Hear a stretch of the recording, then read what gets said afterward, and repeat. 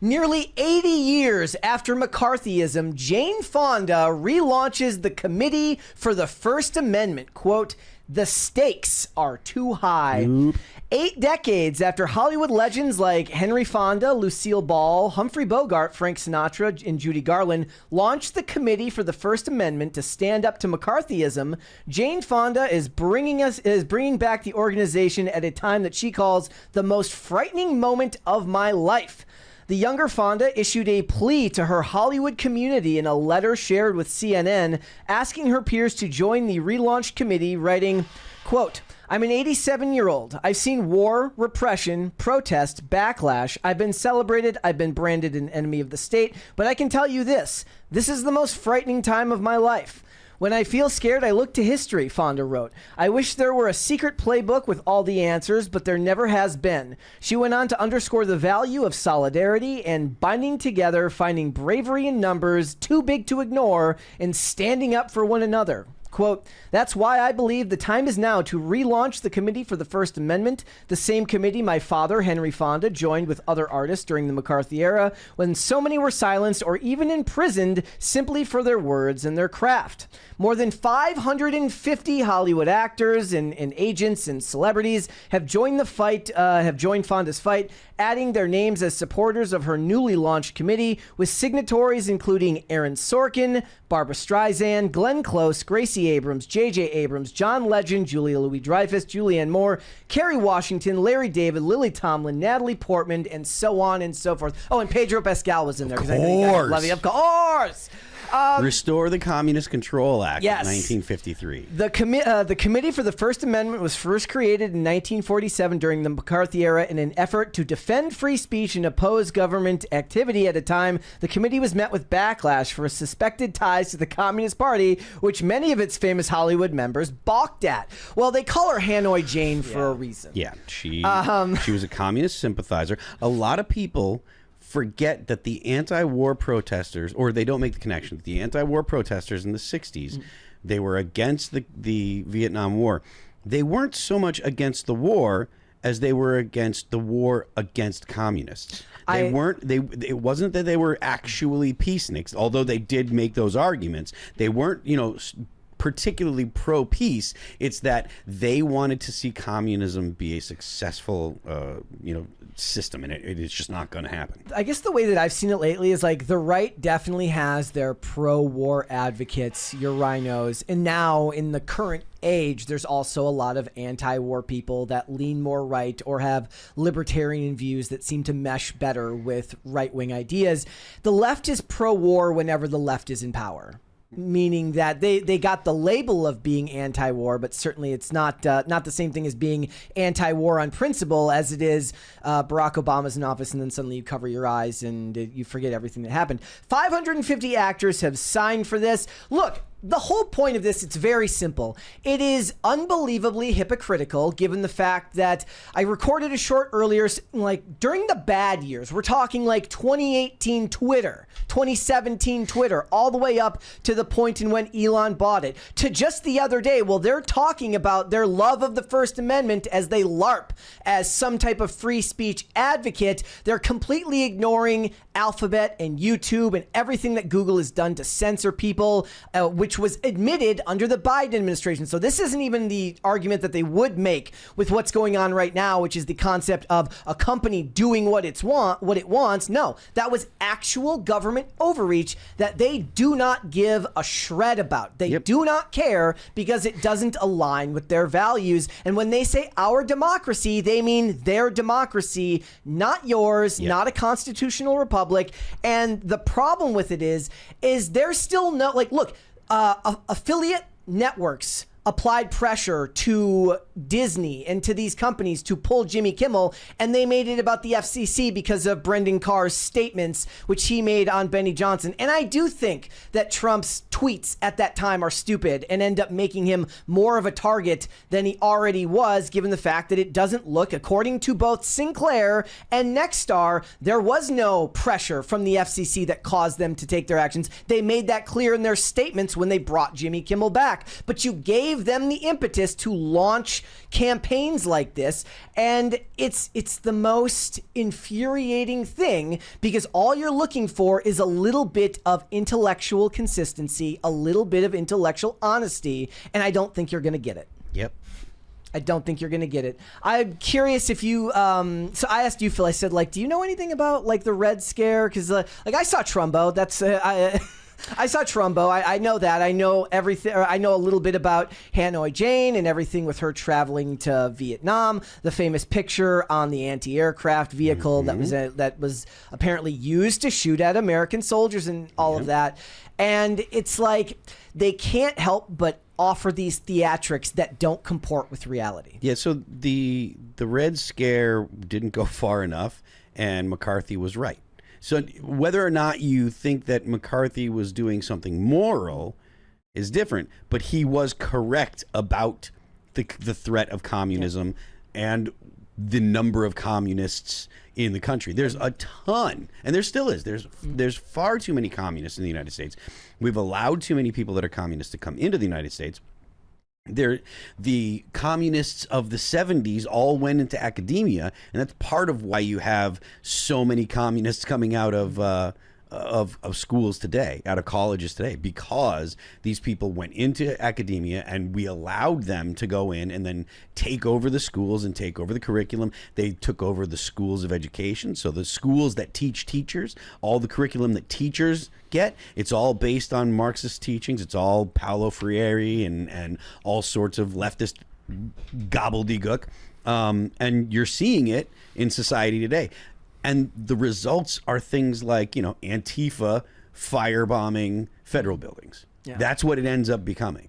So, asked for comment, the White House spokesperson Abigail Jackson referred to Fonda by her decades-old Vietnam War nickname. Hanoi Jane is free to share whatever bad opinion she wants. As someone who actually knows what it's like to be censored, President Trump is a strong supporter of free speech, and Democratic allegations to the contrary are so false it's laughable.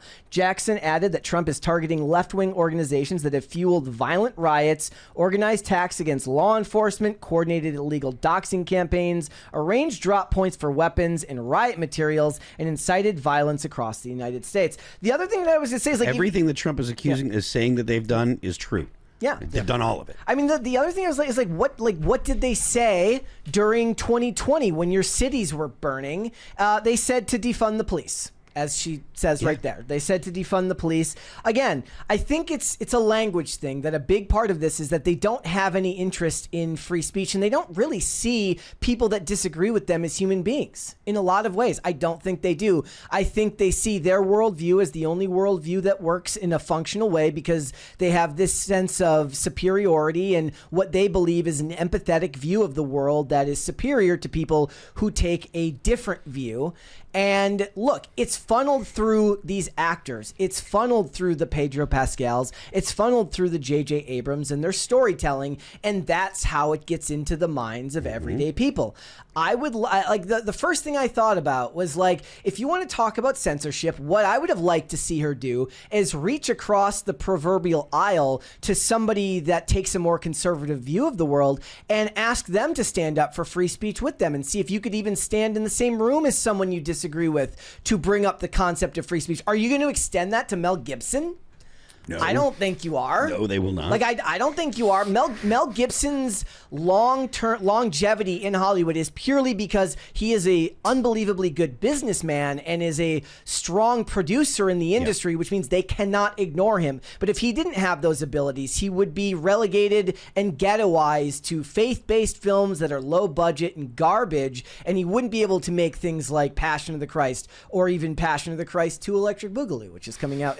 That's not what it's called. That's not what it's called. He wouldn't be able to make The Resurrection if it wasn't for the fact that he is as successful in the industry as he is. But years ago, Robert Downey Jr. went on stage at an award show and said he asked for grace to be given to Mel Gibson, because Mel Gibson stood up for him when he was at his worst. And did they care? No, they didn't care. Nothing ever returned to normal. And the same people that are writing these articles about this are the ones that are trashing the people that disagree with them.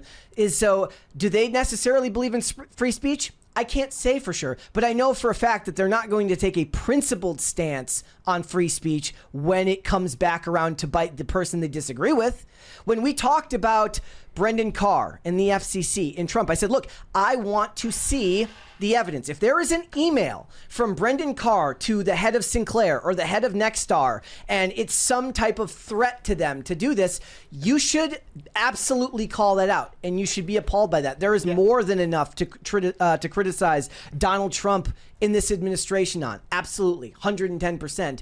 But I don't want to see actors who have never had an analytical bone in their body suddenly pretend to stand up and protest outside with their free speech signs. Well, it's like, for me, I inherently can't believe or trust someone whose entire like career and like job it is to not be themselves. Like, and they're really fucking good at it. I mean, look, it's their job, like I said, but that was Mel Gibson's job too. Like, I have to go by what they say when they're not acting. Like, well, I get what you're saying. Like, I get the critique that, I mean, that's why I think a lot of them fall in line so well with leftist or liberal policies, is they're very, very emotionally based because they're empathetic. They have to use a lot of empathy to try and get into these characters and act in a way that brings the character to life, even if it's nothing like them on the outsides. A lot of time I think they're more like blank slates than anything else. But look, Jane Fonda also decries Trump going into cities and, you know, bringing law enforcement into cities. I noticed, like I said, I just saw your name on a list there to defund the police. So you didn't care about the cities when they were burning to the ground in 2020. It didn't matter to you then, so why does it suddenly matter now? She also talked about having a political action, a political action committee based around climate change. And I'm like, could you be more divorced from the average everyday person? You ridiculous. could not. Yeah. Totally ridiculous. Is there like an actor that you guys like who's like for me, one of the most important things for me is like, because I love movies and TV so much, I can watch a movie with any one of those names and it won't bother me. Like it doesn't bother me to watch even the ones with the worst opinions. I like John Leguizamo as an actor, even if he's annoying. Yeah. Like, it doesn't bother me. Does that stuff bother you, or is there like an actor that it doesn't bother you about? I mean, I generally try and like separate the art from the artist, because it's just like, you know, at the end of the day, not always, or most of the time, they're not making the piece. Like, they're playing a part that was given to them, so like I kind of give it the benefit of the doubt there.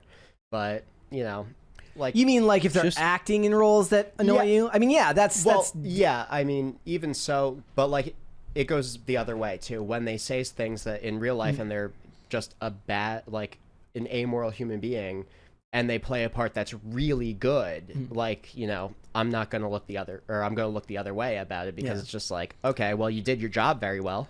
It's never bothered me when they have like if an actor goes and does a role with a bunch of stuff that I disagree with, that doesn't, like, that it's their job to go out and find work. Like it's, if you're working like in that business is entirely freelance. It's not an easy business to work in, so I get it. Yeah. Like, it's also why I point out, like, whenever you do see a movie, like, whenever Angel Studios makes a movie, I'm like, don't assume that that means those actors, that all of them agree with you. Yes, the Neil McDonoughs likely share a similar worldview to you, but a lot of them, they're going to take whatever work they can get, because it's such a hard industry to find work in. Yeah, I mean, money's always green, you know? Exactly. Yeah, I mean, look, I really enjoy Rage Against the Machine's music. Yeah. Their politics are absolute garbage. The only time I have a problem with an actor when it comes to like in the movie is if they have an influence on the writing and it makes something, you know, put something in their cringe. Like I like Mark Ruffalo in the Avengers movies, right? Like, I know that I hate his politics and he's a ridiculous person, but I like him as Banner. Yeah. I mean, I'd rather see Edward Norton, to be honest. Yeah. I like that. I like that Hulk better, but it doesn't bother me when there are people that have different opinions. That being said, the people that do have a problem knowing that an actor or whatever has a different opinion tend to be people on the left. They're the same people that are like, oh, I can't be friends with that person anymore. They're the same people that are just like, well, I had to cut these people off from my life. Conservative. I mean, we're going to talk about it too later with like Netflix and stuff like that. It does happen on the right. Like the right has to by nature be more willing to watch stuff from people they disagree with. Otherwise, there'd be nothing. They'd be watching nothing but Angel Studios movies and Joel Osteen speeches. But it's all no. I disagree, and the reason is, first of all, it's far less frequent. First of all, and second of all, like for the right, not everything is political. Like the right does have the ability to say, well, this show isn't political. I don't take this as a political message. The left is far more likely to see something and say, that is just an artifact of our heteronormative capitalist patriarchy, and it causes me problems, and I'm going to have an issue about it. I get comments on the channel all the time because I post a lot of positive stuff about. I post all the time about stuff I like. I posted about high potential doing well, but what I see a lot of the time, they say like it's demonic. I want nothing to do with it. Look at the context. Just because of the fact that your show is on Timcast Media means that people that are going to be looking at your stuff are a little more politically sensitive. Well, that's what I'm saying. I'm saying that those people exist on both sides. They do, but there are far more people on the left. There are people. You can have something that is not politically motivated, right? And people on the left will find things in it that set off their political radar, whatever, and they'll feel like, oh, this is something, because they look at our society and they say we're a heteronormative capitalist patriarchy, etc. Whereas people that don't have a left-leaning political motivation can watch a show and they'll be like, well, that's just about our society. People that are on the left that have a problem with our society, people that go out and protest, people that are politically active on the left, they have a problem with our society and things that we consider normal. So they're going to be more vocal about things that to your average person would say is normal. That, at least that's the way it's been for a large portion of our history. Obviously, lately, the media and Hollywood has been kind of doing like, oh, there we go. Thank you. That's one. Damn, Thank you. Kind of scared the shit. Yeah. It's worse if you don't have headphones on. It's way worse if you don't have headphones on. And like I wouldn't, if it wasn't for the it drowns it out. Party, I wouldn't. Okay. I get your point. You know I get your point. I just, at least for me, maybe it's the bubble that I'm in here, but I just, a lot of times when I post stuff that's not political at all about shows and movies, they're just like, I can't do it. I can't watch any of it because I just don't have any faith in the industry anymore. And I get that. But I think it's an issue that both sides have, depending on how politically brained you are, it's going to ruin your ability to enjoy certain things. Like, for instance, I was watching Chad Powers last night. It's not very good. And so they've got, it's this show that was written by Glenn Powell. As far as I know, he wrote and created the show. And he's just an uber douchebag in the show. That's the point of the character, right? He's an ultra douchebag, and he drives a Cybertruck. And I'm like, gee, I wonder why. And he talks about crypto. I wonder why. And it's in everything. And I pine for the day. The part of this is because the genre isn't one that I prefer. I don't like comedies where every character is just an awful person. Like, that's just not the type of stuff that I like to watch. But it's just very clear what the writer's perspective was on that. But that's just me. Thanks for watching. Listen to full episodes of Pop Culture Crisis on Spotify. Keep up with us on social media and make sure you subscribe and ring that bell so you never miss the show. Bye, guys.